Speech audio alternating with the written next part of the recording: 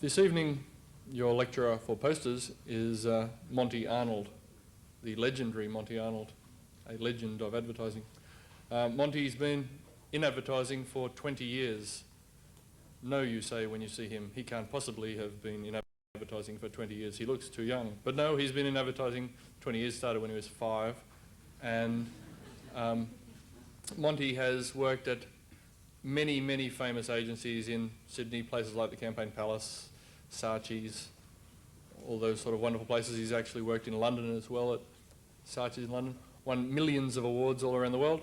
He'll be speaking to you tonight about posters, which is a very particular technique in itself, just being able to encapsulate a single idea into one easily understandable moment. Ladies and gentlemen, Monty Arnold.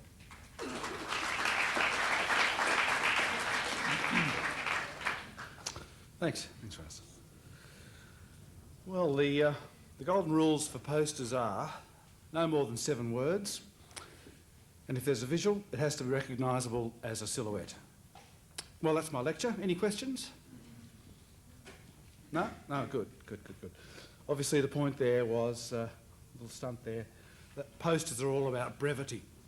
And I think a poster in some ways is probably the greatest challenge in advertising, because it forces you to distill your message down to the absolute bare minimum. There's no copy to explain what you really mean and to gently persuade and massage the reader into accepting your proposition. It all has to be there in 7 words or less, and if there's a visual, it has to be recognisable as a silhouette. I actually heard those rules for the first time myself only 9 years ago, after, if you've done your arithmetic from what Russ said, I'd already been in advertising for over 10 years. And it was in the Award School poster lecture of 1988, given by Saatchi's Sydney creative director Bob Isherwood. I was the headmaster that year, and I stood on the sidelines while Bob gave us the many and various golden rules of poster advertising. But the only 2 I can really remember are the ones about 7 words and the silhouette. I think probably that's because they're the most important. If you forget everything else, remember those 2. The thing about the maximum of 7 words, and I mean, we've all broken those, and you probably will if you've got a good idea, but I think 7 words is pretty obvious because we all intrinsically, I think, understand that we have to keep a poster headline as short as possible. But the silhouette rule I hadn't heard until about 9 years ago, and I think that's a real piece of insight, because in the 1 or 2 seconds people have got to look at a poster, unless the visual's instantly recognisable, it just won't be understood. And if it's not understood, it just won't be looked at. People can't be bothered. And of course, that's the other little reminder I've got here. No one's as interested in your ad as you are. You've got to always remember that, no matter what form of advertising you're developing. So you can never assume they're going to study it to try and figure out what you mean.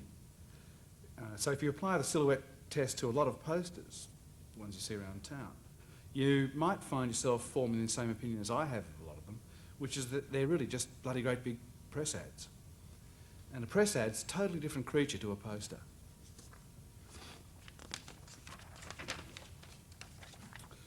Assuming you've made a press ad interesting, people are going to look at it for a lot longer because they're not driving past it at 60, 80, 100 k's an hour, watching the rear of a taxi in front of them, listening to the radio, checking out the talent walking the pavements, or any one of 1,000 other distractions they have to worry about at the same time as driving past your brilliant poster. A press ad can afford to have a greater degree of subtlety, particularly in its photography and its typography, because it's going to be read from about 2 feet away. And the headline can afford to be longer because people are right there, they can study it. But a poster has to be brutally simple and bold. I've got a few examples of posters to show you tonight, not necessarily all the most brilliant ones of all time, although some of them are, I think. But in the main, I've chosen them because they're so simple. In fact, they're so simple they could be award school layouts. And whether you're doing a poster for award school or the crazy real world of advertising, simplicity is everything. The rules are the same. All the best posters pretty much design themselves. If the idea's in the words, the words tend to dominate the layout. If the idea is in the visual dominates the layout. I've deliberately avoided posters that are what I call a triumph of design, because at this stage of the game I don't think you should be thinking about the subtleties of mood or any other what I would call art directional touches, which while they can add to the poster, in a lot of cases they just simply slow it down. If your poster idea can't be understood as a crude layout, chances are it won't be saved by wacky type, bright colours or fancy borders.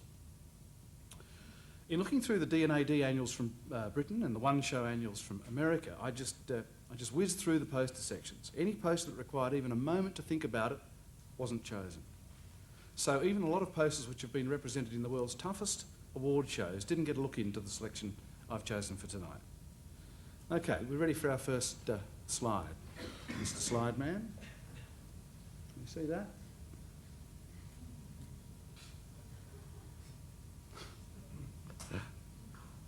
That's a nice simple poster, isn't it? Which brings me to the next golden rule of posters.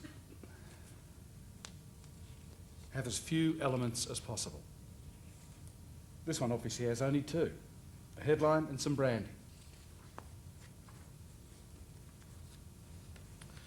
By the time you've bunged in a visual, a fancy logo or two, you know, the sort of thing, you know, Sydney 2000 Olympics supporter, a couple of lines of copy explaining the headline, a corporate slogan, they're popular, and a backshot, you've got people wondering which part of the poster to look at first, which bit second, and so on, trying unconsciously to prioritise the relative importance of the different elements. And most people just won't bother. Their brain will say, too hard, and they'll look away. Yet we do see these sins committed every day. Let's have a look at another one, though. Where have I got it? Oh, there we are. Okay, so you can bung in a few words of copy. In fact, many of the best posters feature the formula followed by this one. A strong, simple headline, an instantly recognisable visual, a few explanatory words, and some branding. But you'll notice the absolute succinctness in the copy and no other elements. Okay, 3, maybe 4 elements working in the right balance, but I think that's about the limit for a half-decent poster. At least then each element will be big enough to be seen clearly. Next one, thanks.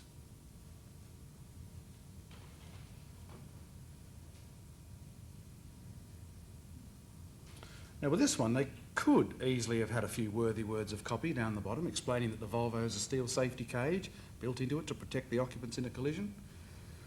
And they may have been tempted, but my guess is that they figured if people don't get it from the headline and visual, copy ain't going to save it. Besides, I'm sure a more detailed explanation would have been dealt with previously in a more appropriate format, in print or in TV. It proves the point, as some sage once said, in summarising what I've been saying at length, less is more. The thing is, if the communication isn't in the idea itself, more words of explanation aren't going to help. The very purpose of an idea is to provide a kind of shorthand to explaining the proposition. Now, has all that incredibly fundamental nuts and bolts advertising stuff like what a proposition is been dealt with in your introductory lectures? From what I've been able to glean, apparently not. I'll touch on it a little later, but if any of the terms I use tonight don't make sense, please pipe up at the end. Don't forget I've been doing this for about 20 years and I could well be assuming you know things that I just, you know, that have become second nature to me. Okay, back to the poster on the wall. It's easy to imagine what the hand-drawn layout for this one would have looked like. The visual works as a silhouette. And to make one more relevant point about the use of visuals in posters, if you're going to have a visual, make it a killer visual. You could say this one is. Because let's not forget, unless the poster is interesting, no matter how worthy it is, it might not get looked at. Okay, here's another one that gets straight to the point, but in a totally different way. Next one, please. A bit of visual shorthand for you, those of you who think I might have been, that I only rate posters with a snappy headline. Very easy to understand and quick. And another?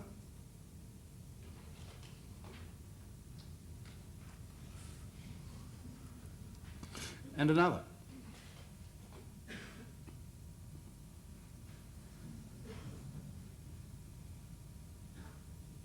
The thing about all these posters is that it's easy to imagine what the rough layouts would have looked like. Any one of you here tonight could have drawn the layouts. Next one.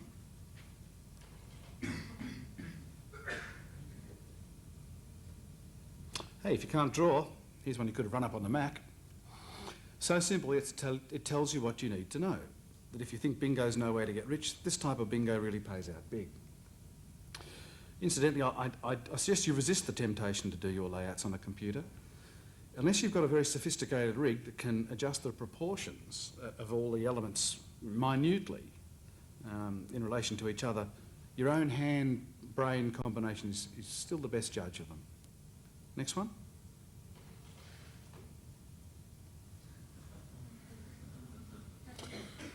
This one, I think, was the freshest and the best poster of all in the entire 1995 British D&AD annual. In fact, there's a whole campaign of them. Let's show the next one.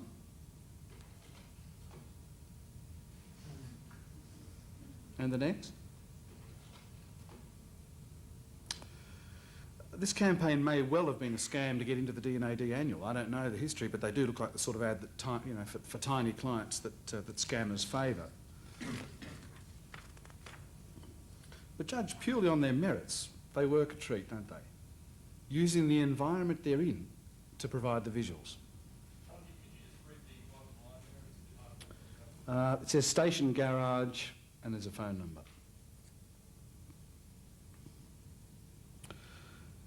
This next one really shows how to make the line and the visual work together in a more conventional kind of way to communicate.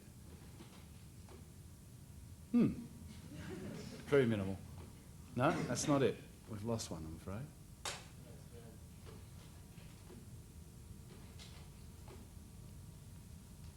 It says, our chairman's roller. Okay.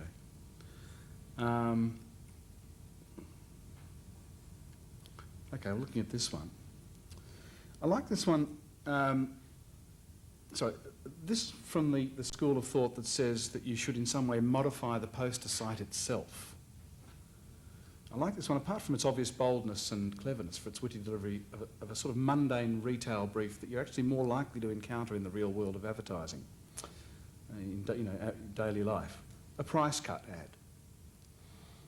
But sometimes you do get a dream brief, and what you do with it is truly only limited by your imagination. Next one. Oh, you found the other one? Okay.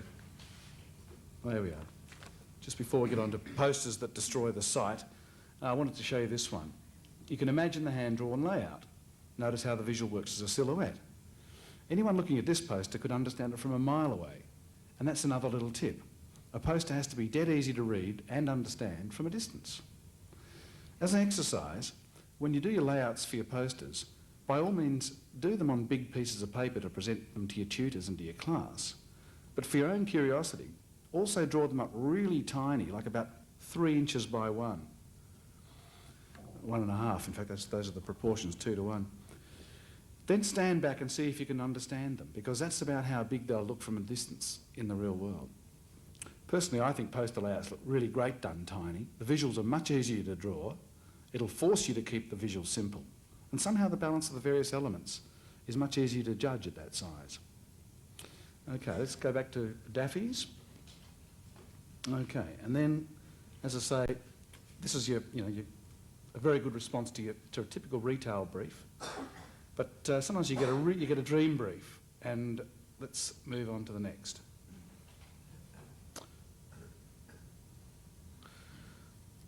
This actually, this is the poster that got everyone thinking quite literally outside the square in posters in British advertising in the early 80s. It actually first ran with the headline with just one car on it, saying, "It also sticks handles to teapots."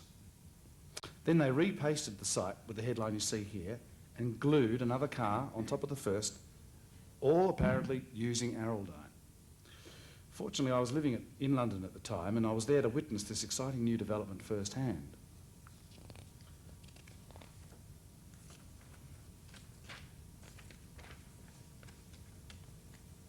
Okay, let's have a look at the next one. Oh, sorry, that would have been the other way around, obviously. First it was one car, then it was two. And then you get this. To my knowledge, this was the first time anybody had actually thought to modify the poster site itself or been granted approval to do so. It started a bit of an epidemic, first for Araldite and then for others. Suddenly every creative team in London tried to come up with their own modified site. This next one went up in the next street to where I lived in the lead up to the election for the Greater London Council.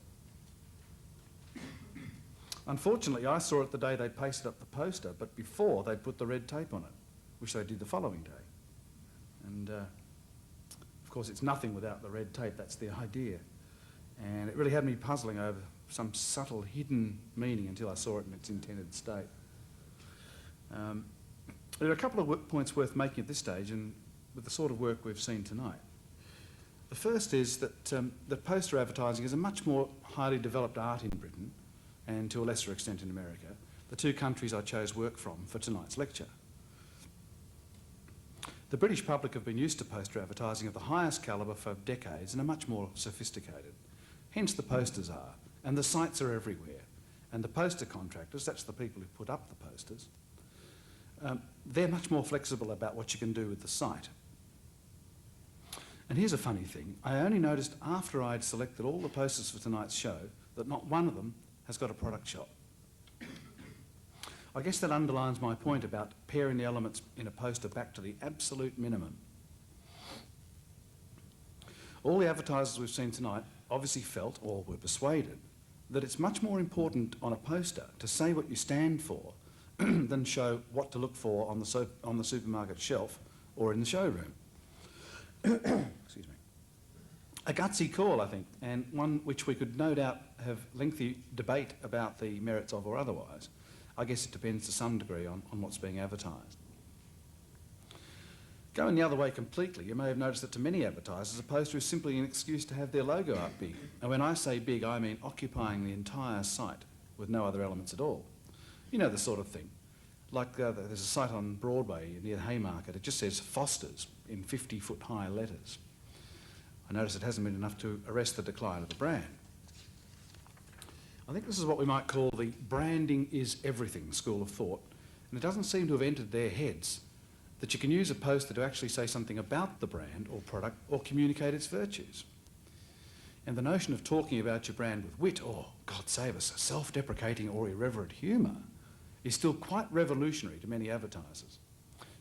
I personally believe it's the very thing that actually says you're confident in your product. But then that too is the subject for a whole other lecture. Also, it's very rare in this country for posters to be the primary media choice for a campaign. But in other parts of the world, it's sometimes the only medium they appear in, such as in England. So if posters are on the media schedule at all, they're often a very minor part of the campaign or not suggested at all. And very rarely will you be allowed to mess with the site. So with all that in mind, and knowing that you don't have to sell your work through the various layers of the agency and the client, I think that's probably another lecture, I can only suggest that when you come to tackle your own poster brief, unfettered by any of these real-world restrictions, don't exclude any of the possibilities. I'm not suggesting you be tricky for the sake of it. In fact, I think you should try to stick to the discipline of making your poster work within the confines of a standard layout.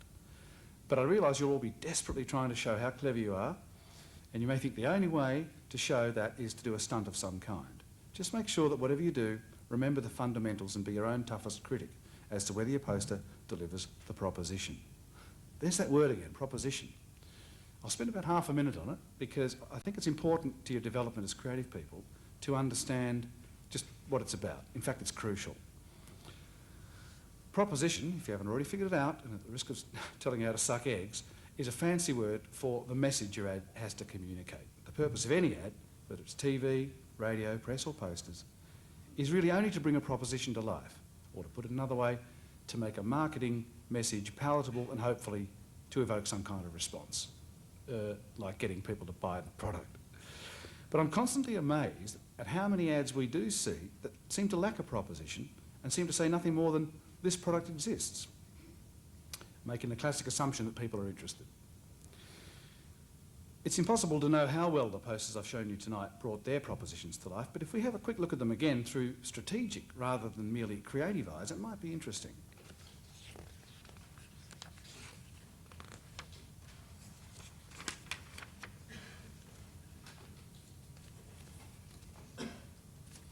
Okay, the game is to try and figure out what the proposition in each case was, or even if there was one.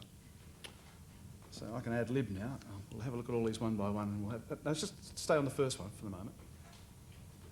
Okay, the proposition here, I wonder what it was. Well, we're in the funeral business, I guess that's obvious. Maybe it says, hey, we're funeral directors with a sense of humour. I don't know, is that important?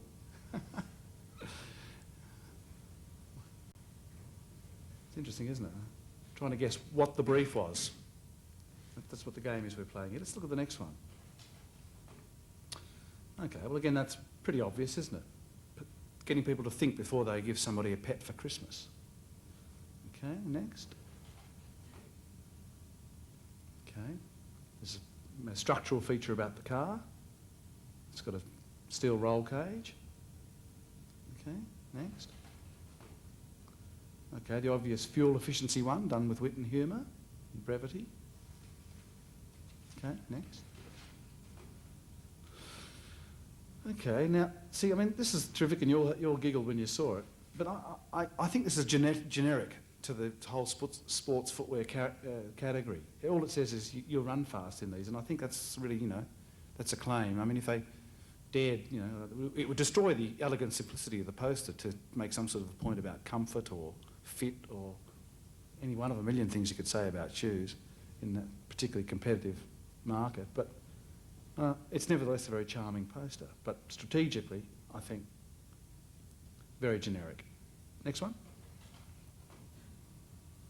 Okay, well, I think, you know, they've obviously, I think that's a pretty ingenious solution to what would have been the brief to say that that all people are equal, except people who think that people who aren't. Okay, next. Okay, I think I spoke about that when we were looking at them. People probably perceive bingo as something that you can, you know, win 5 bob at. It's obviously you can win a lot of money at. Next. Okay.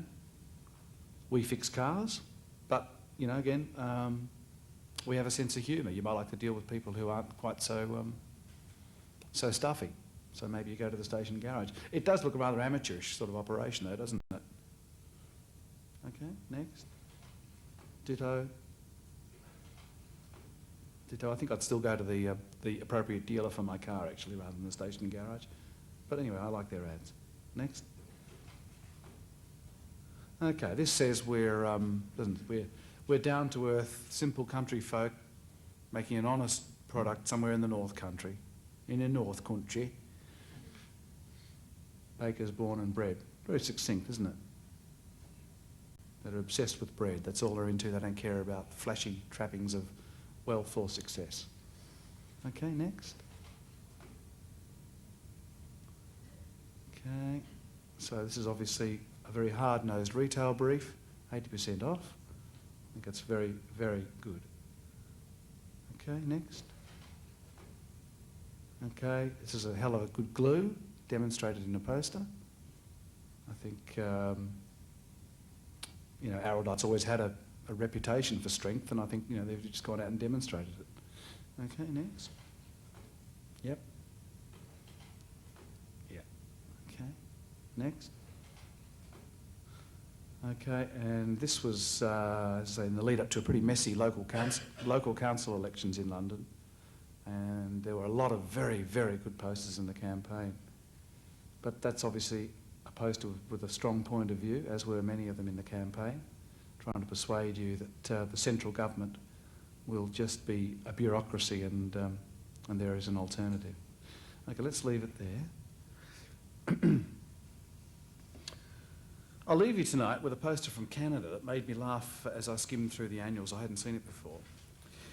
And it's the basic jeans proposition of good fit. That is, unless of course you believe that the perennial jeans brief is really just to sell the notion of cool. Perhaps the brief also specified that the ad had to contain some kind of Christmas theme. So that might have been another degree of difficulty added in, unlike your award school briefs, which are deliberately very single-minded. That is, only trying to say one thing in each ad. Those of you who make a career out of advertising will soon find out that many briefs you ask you to combine a number of messages. For me, that's actually become the interesting bit. Combining various messages which on the face of it don't seem to have anything to do with each other to look like one message, or at least sewing them together so you can't really see the seams. it'll be an interesting exercise to give you all a layout pad right now in 5 minutes to come up with your own version of this Levi's poster. Good fit with some sort of a Christmas theme. But I think they might just, I don't think they could get that many ambulances here in time, could they? But wouldn't it be interesting to compare your ideas, your own ideas, against a finished piece of work? Of course, in your tutorials, in a limited sense, and then on graduation night, you'll actually have the chance to compare your ideas with the best of those of your fellow students, something that those of us who work in advertising never normally get, to see other people's solutions to the same brief that we've been working on, unless there's a gangbang. Which should prove one final frustrating truth about advertising, and that is that there's always more than one way to crack a brief. I can only wish you good luck cracking yours. I hope what I've said tonight will be of some help. I'll show you this poster now and then I'll take questions. Thanks.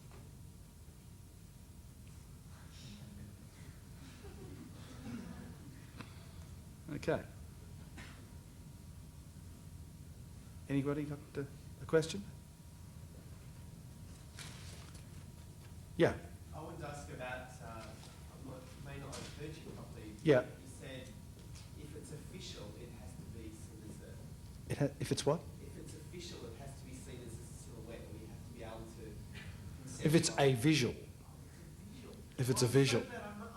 Yeah, boy, that must have been troubling you.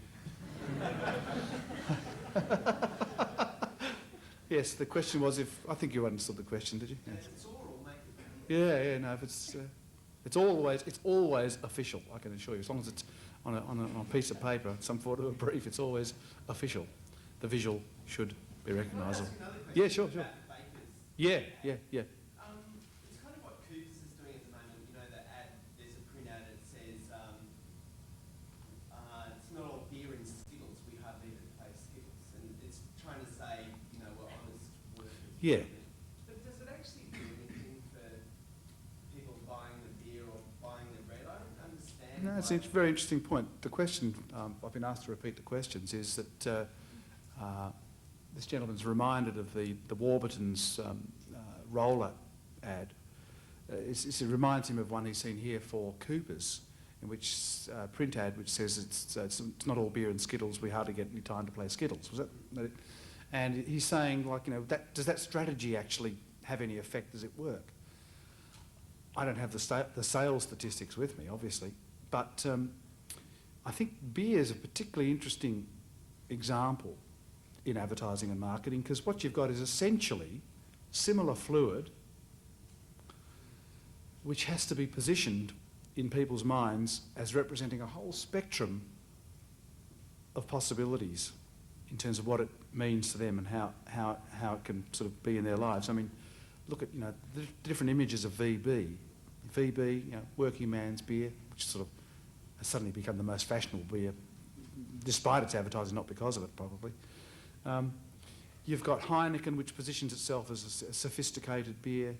You've got beers that position themselves as taste, some as refreshment. You see what I mean? It's all just basically a very similar fluid. So what Coopers will have decided is that there's credibility, and I suspect there probably is, because I think it does have credibility, that it's it's in that sort of family business, smaller quantities, not mass market product. And you know, they're trying to position themselves as hard-working, brewery-obsessed people, I suppose. And I think, you know, for the people who buy Coopers, I think that says, yeah, that's me. I believe in that. I want to be part of that. Just as much as people who, you know, buy other beers for the image that they have carved out. When, as I said, you know, it's all just amber fluid with bubbles in it. Question in front. Yeah, just related to what you're talking about. Yeah. Case in point was the Hucker beer campaign Hucker. some years back. I don't remember. Queensland. Remind me. Well, it was a fake campaign. I think the Outdoor Advertising Association up there set about to prove the power of billboards. Yeah. Outdoor, Okay. created a whole fake brand called Hucker, Right. New Zealand beer. Right. Ah, Brewer yes. ended up having to As in release HAKA. Right. Yeah.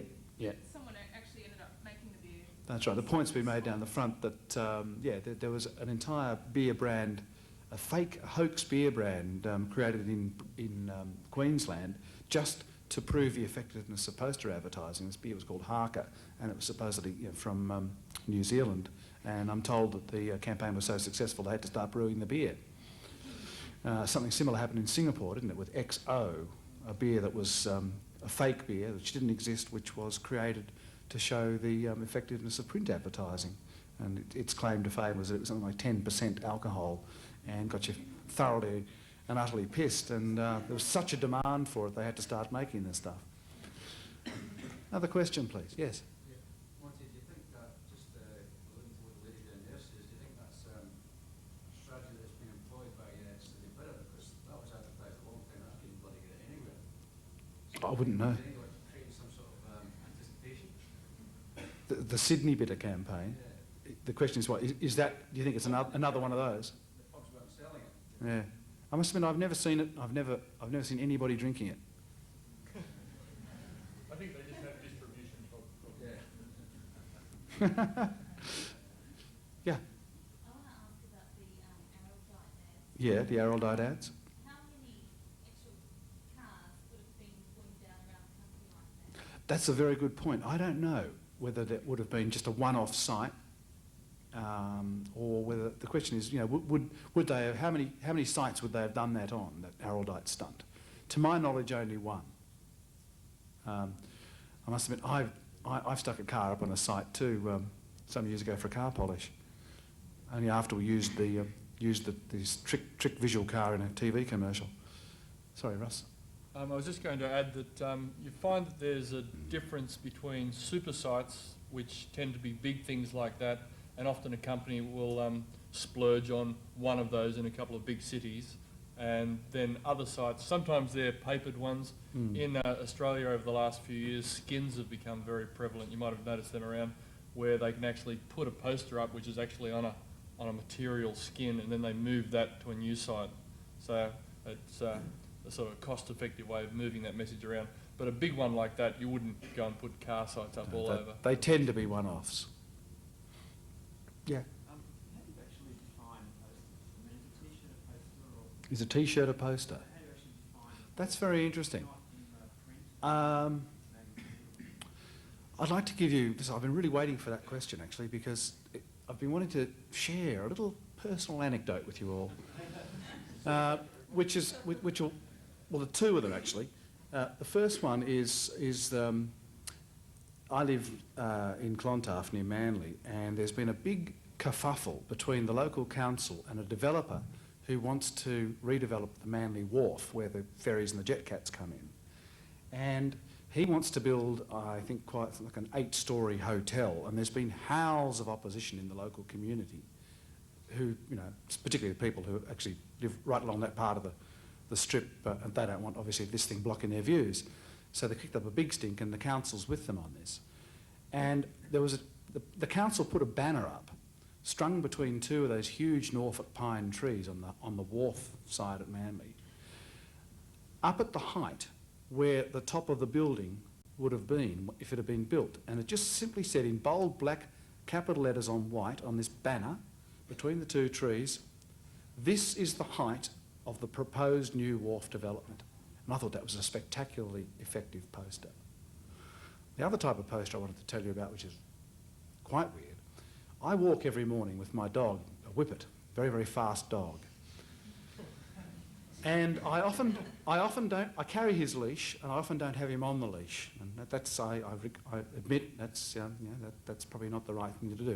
In fact, it's been pointed out to me many times, particularly by cat lovers, that this endangers various species. But as we go up a street called Gordon Street, very often there's a motorcycle idling, warming its engine as we go past, and I've left the dog off the leash. And finally the motorbike goes tearing up the street, and I've trained this dog not to chase almost everything, but a motorbike he just can't resist. And he would run up and scream. I mean, he can accelerate much faster than a motorbike. He is amazing. And he always would chase this fucking motorbike up the street. And this happened a number of times, and I can only imagine. I was very embarrassed, of course, by I thought, the guy must be Must be, you know, it must be frightening because I used to ride bikes myself, and I know this can be a problem. Anyway, one day I finally decided he's idling his bike. I will put the dog on the leash so he doesn't chase the bike. So as the bike's then passing me, he yells out, "About bloody time!" And that, to me, was a poster. You know what I mean? Yeah, the question is, I don't know if you all heard, I was asked about the Joico poster with the two models that said "Oi," and then when that poster came down amongst howls of protests from, you know, in the name of political correctness, up went a poster which looked very similar. It had two chickens dressed up like models for Nando's chickens. The question is it common to get clients to do that sort of copycat advertising or to lampoon other people's advertising? Unfortunately not in this country, I think, because I think, you know, for some of the reasons I mentioned in my prepared speech, clients tend to be fairly conservative. But when you can get one, I think, you know, who's prepared to do that? I know the public love it because they love, I mean, people say they hate advertising, but I think people are so aware of advertising and they love to see advertising that takes the mickey, particularly out of other advertising. And in that case, advertising that may well have deserved it. Okay?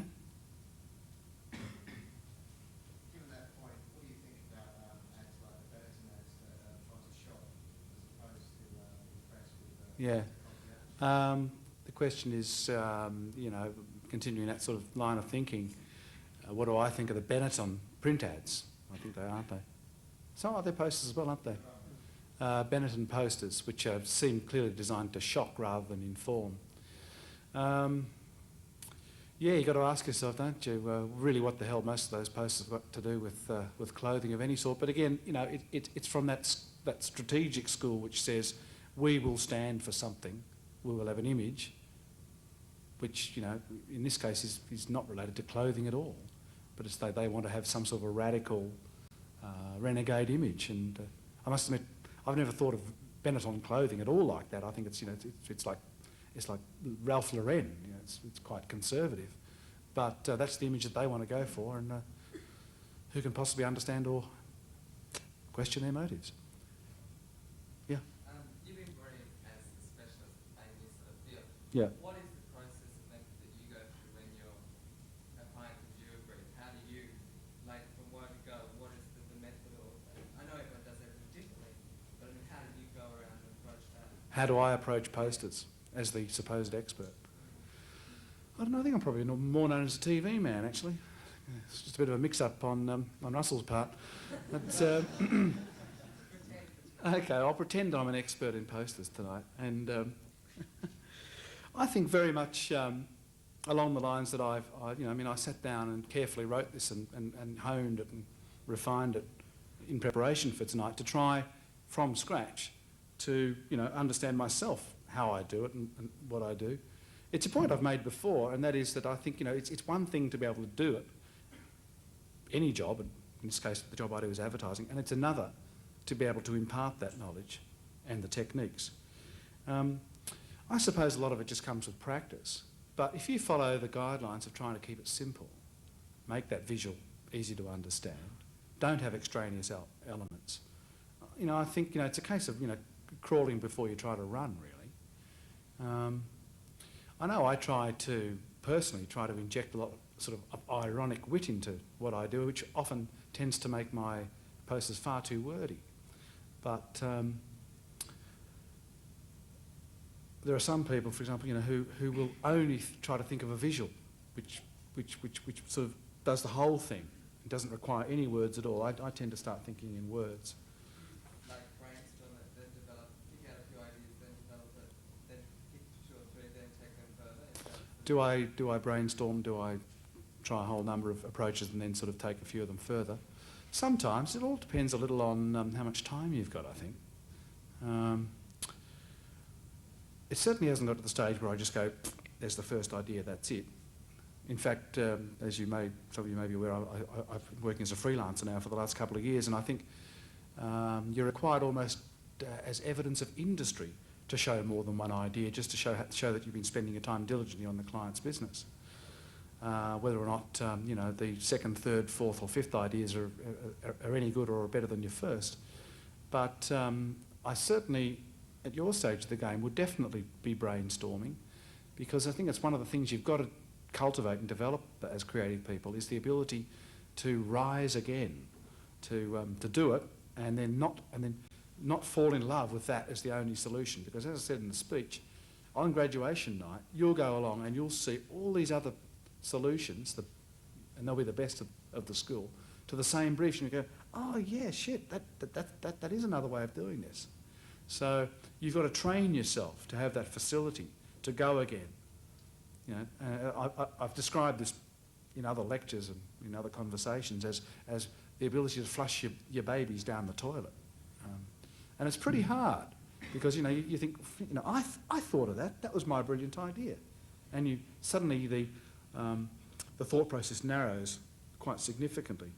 This is why I think, you know, a lot of people, it's been suggested to work in pairs, work with other people.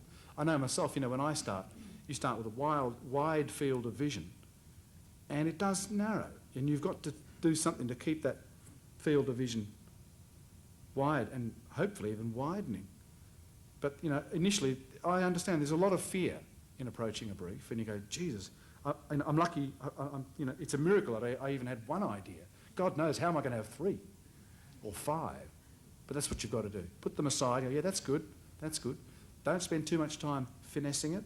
Go, yeah, I know that, that's a rough, you know, the visual's rough, the headline's rough. I've got that now, put it aside and see what else there is. Because I think, you know, one of the great thrills, and I think Russell can probably concur, hopefully, is that, you know, the great thing about working in advertising is really, it's just you and your mind having fun. It's just exploring what's in there. And we get paid for it. It's absurd. Okay? Up the back there. Yeah, often you see posters that are just a reflection of the campaign elsewhere in another medium. And sometimes you'll see a poster that is a still taken straight out of a television commercial. Yep. Say you've been given a brief and you know that you're going to be writing for different media. Which comes first? How would you approach it? Very good question. And that is that you often see posters that just appear to be something like a still frame from the TV commercial. And I guess, you know, the question was, which piece, if you're going to be doing a multimedia campaign which includes the TV, the print and the posters, should come first? What do you do first? That's a very, very good question. And I'll add a part B to that question. Should all the pieces necessarily in a campaign be identical? You know what I mean? Should they all have exactly the same image or thought? I wonder, because sometimes the thought that goes into the TV is particularly, it's a moving picture scenario. It may be a dialogue idea, which isn't in a million years going to be able to be depicted on a poster given the sort of limitations I've explained that you've got. So sometimes, you know, it's going to be hard to make that poster look like it's family to the rest of the campaign.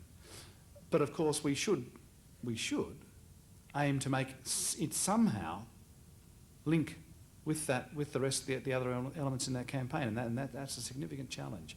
Sometimes it might just be there's something in a line, a strap line, which might hold it together.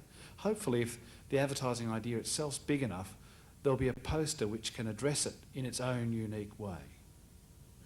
Okay? Down the front here? Just a question about that station garage one. Yeah, station garage. You like the ads, but then you also said that you wouldn't go there. Yeah. Does that necessarily make it good advertising? Yeah, that's a very good question. I said that I liked the station garage ads, those funny little things which used the sites they were on to provide the visuals. But then I also said that I probably wouldn't take my car there because it looked rather amateurish. It's a bit like that story I've heard when, you know, somebody's out in the country and they see a hand-painted sign that says fresh eggs. Well, that's likely, you know, to get you in. But you're also going to go along the road a bit further, and then you're going to see another hand-painted sign that says flying lessons. You see what I mean? You're going to go, oh yeah, no way. And I think the station garage is a little bit from the sort of the second of those two. in that it looks pretty amateurish if friendly, local garage. In my case, it's because I'm also extremely fussy about my cars and who fixes them, etc. So I may not be the perfect person to ask in this case, but my sense about it is they're not saying anything about their mechanical skills, only that they speak to you in a tone of voice which is that they might be nice people to know or to take your car to. Maybe it's worth the first visit, and if you strike up a good rapport and you think that they're any good, you might take your car back a second time. Yeah. Who's next? Up there. There, the girl there. So what is finance the production of the what you're trying to say? Well, yeah, the question is, am I saying it's the production itself which has a lot to do with it? And this comes back to a point that I made earlier about, art direction, production gloss. What does this add to a poster? Yeah, it does. It does. If you're dealing with a quality product, it's probably not wise to have cheap-looking advertising, and vice versa. But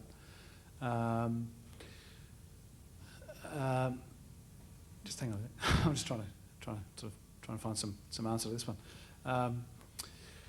There's no doubt about it, and I think if there was an art director with me here tonight, he'd probably be able to come and rescue me from this question and say, well, of course, art direction can add so much. But I think, for the stage you're at the moment, I don't think it's really an issue, because I hope you'll all be doing hand-drawn layouts and not using the luxury of computers, which can do all sorts of tricks, basically to camouflage your message rather than enhance it.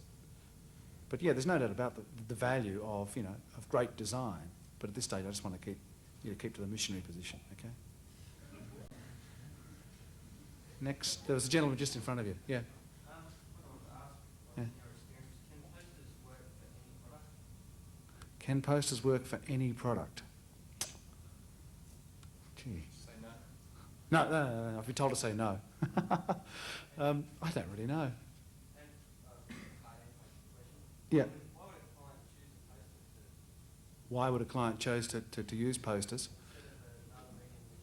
Okay, well, I think sometimes it depends on the appropriateness of the product, or it might depend on the appropriateness of the type of sites that they choose. And I'll give you an example of something I did work on a couple of years ago, which hopefully can supply some sort of an answer to that. I was asked to help an agency with a pitch for a motorcycle safety campaign.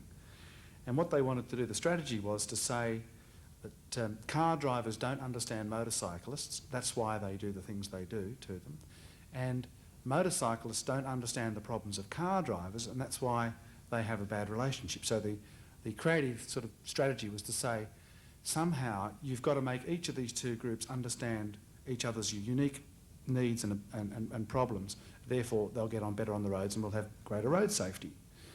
So, and I think the brilliant part of this brief was not so much, that I think was a good creative strategy. The media strategy was very, very clever. It was to do posters only and to cite them at petrol stations, where of course the two groups do converge to buy fuel. So I did, I came up with a campaign, and it went through tortuous testing for many, many months. And eventually the agency actually won the business, but they did have to modify the approach from the one I had suggested. But I think, in the context of your question, I think that explains, I think, it depends. I think that was an ideal use of posters and a great media choice. And I wouldn't be surprised if that itself may have influenced the decision just for its sheer cleverness.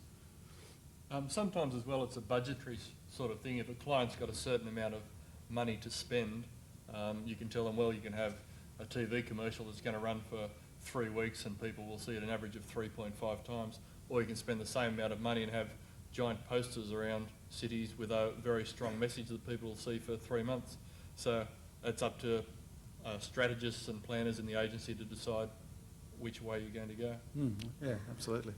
Although again, I think a lot of Australian clients are loath to put all their eggs into the poster basket, because given the sort of dominance of television in this country and the absolute brevity required in posters, particularly I think a new advertiser who may have to get all sorts of things across would probably be reluctant to launch a product in posters. So I think probably quite appropriate for something that's well known. There's a good example at the moment of someone trying a totally different strategy away from posters. Colgate have just launched a new toothpaste in the last 3 weeks. I don't know whether you've noticed the ads in newspapers. In the past, they've always done TV advertising for a product like that. They've spent all their money now on full-page advertisements. In fact, consecutive full-page advertisements with just a tube of toothpaste with a beam of light going out. I don't know whether you've noticed that. If not, it's been a complete failure. But I saw it in B&T. allegedly, they're getting a huge response from it, and they're considering going with this strategy in the future some more. So they're changing the way they look at things. In the past, they would have only done TV for that. That's an example where they've had a bit of a gamble, and it seems to be paying off. Yeah, because let's face it, I mean, a really great poster campaign, rare as it is really going to cut through, isn't it, compared to yet another TV ad, most of which are fairly ordinary. The reason why I asked those two questions is that it seems by looking at a lot of these posters and a lot of other posters like that, I mean, they all have this sort of, a lot of them have this underlying theme, this cheeky sort of, or play on words, etc., or play on music, etc. Yeah. And I'm wondering whether some products are more attuned to that sort of medium because that poster can clearly express that. Okay, yeah. The question is, you know, the posters seem to use a lot of sort of, How hard is it, what I'm saying, Yeah. how hard is it for a poster to, say, emphasise something else like pathos or tragedy or... yeah, that's interesting. Yeah, that's a good question. The sort of tone of voice of most of the posters we've looked at is you know, fairly irreverent and cheeky, and the question, I guess, is how well can a poster deal with the other emotions that you might be able to, you know, use in advertising, such as pathos and whatever, some of the more sort of thoughtful emotions. And that's a damn good question, because how often do you see it used? I mean, even the Undertakers used humour, didn't they, in their poster? So that's a real good one. I think anybody who can make the breakthrough there is going to... Actually, there was an award-winning one that I've just thought of from a few years ago that I think Simon Reynolds did, that was, it said she was beaten, raped, and then she left home. And it was for a street kid's home or something. Yeah, and which is a very For confronting Lord thing. Mayor's for- appeal, wasn't yeah. it? Yeah, so... Or Lady that's- Mayoress's appeal, where it was. Yeah. Yeah. So it is done, but... Yes, I mean, you can be very, very bold. Because you can be very bold, you can be very, very dramatic in posters. They don't always have to be funny. Yeah, right at the top there. Good example, that's New Zealand RSPCA ad with dogs and cages. Yes, but yeah, our attention has been drawn to the New Zealand RSPCA. It's a huge award-winning thing just from last year. They had a site with live dogs on the poster behind cages. And the one line said, every dog has his day, his is next Monday. And explains that in a line of copy that dog's going to get killed next Monday unless somebody adopts it. It's for Lost Dogs Home. And so they were very strong posters promoting an important and urgent humanitarian cause in a very not in a comical way.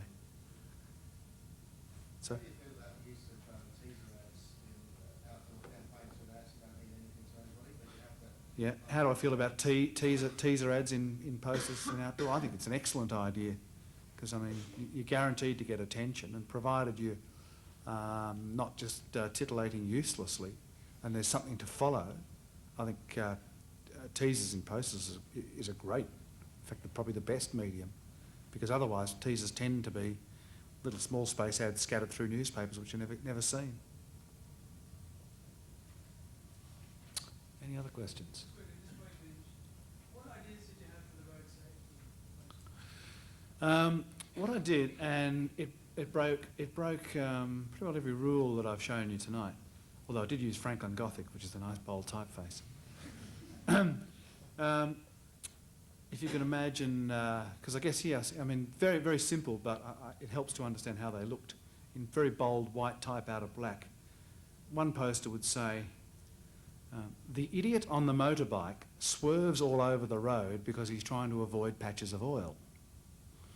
And then there'd be a little line down the bottom saying, you know, Road Safety Council Australia. And then the next site you'd see would be The idiot in the car cuts you off because he can't see you when you're right in his blind spot. So you see how he did it? The idiot in the car, the idiot on the bike. Because, you know, I mean, I figured out very quickly that's the way they refer to each other. So it seemed like a pretty strong way to go. And I don't know if any of you actually saw the campaign. I finally saw the campaign which ran, which I didn't actually have a hand in. And I think what they did is they made it a bit more complicated than that, but they did follow the sort of similar thinking. The left-hand side of the poster said, it had a sort of picture of motorcycle handlebars, and it said, from where he sits, blah, blah, blah, blah, blah. And then the other side of the poster had hands on the steering wheel and said, from where he sits, da, da, da, da. So an outline there, again, their own views of things. But that was the approach taken. I think, you know, probably a bit too busy for a poster, but they almost got away with it. Next. Up the back there, big hand. That's very first. Was that an ad for another take, or was that for Quick Smoke campaign, fake Undertaker? Well, that's a very interesting question. I'm assuming it was for an Undertaker, but you may well be right. I'd have to go back and have a look in the annual to see the credits. Yeah, oh no, yeah. Like I say, it's a mystery to me. I put it up as much as anything, not from a strategic point of view, but just simply because it was an example of the fewest elements possible in a poster. It's a place to get started with the lecture. Any other questions? I think we're all done. Yep, we're all done. Thanks, everyone.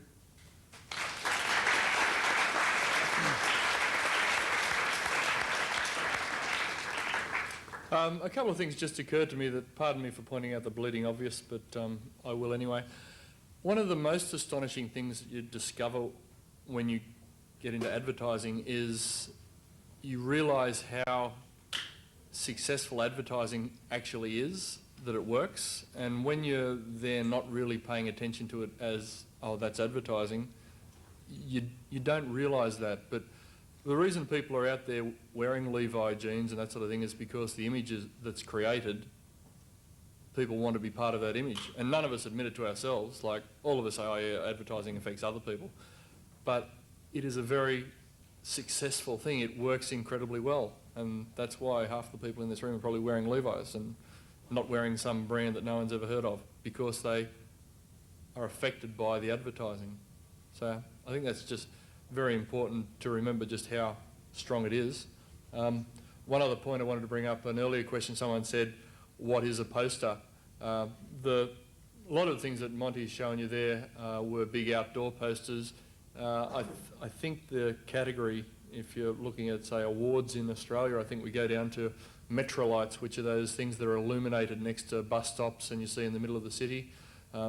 Bus side posters. I know Monty's been an award-winning bus side poster in the past. Yeah, boy, if you think a billboard's tough, try doing a bus side.